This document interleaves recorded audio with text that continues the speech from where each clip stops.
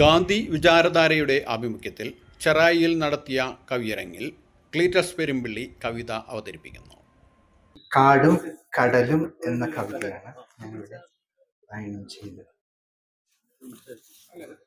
വയനാട് മുണ്ടയ്ക്കച്ചൂരമല ദുരന്തത്തിന്റെയും പശ്ചാത്തലത്തിൽ എഴുതിയതാണ്. നമ്മുടെ നന്മകൾ ആരെടുത്തു, നമ്മുടെ മലനിരകൾ ആരെടുത്തു, നമ്മുടെ കാടും നമ്മുടെ തീരവും, നാം തന്നെ നമ്മുടെ ചെയ്തികളും.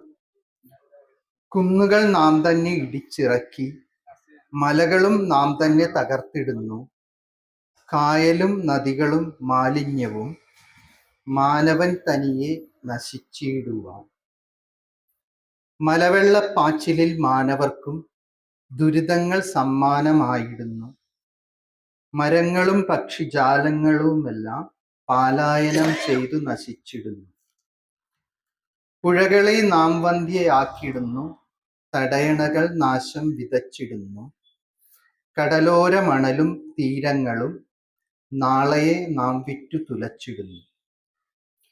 ഇന്നിന്നഹങ്കാര വേദിയിൽ നാം പ്രകൃതിയെ ചൂഷണം ചെയ്തിടുകിൽ, നാളെയൻ മക്കൾ തൻ ജീവിതങ്ങൾ ദുരിതങ്ങളായി വരും എന്നോർത്തിടാം.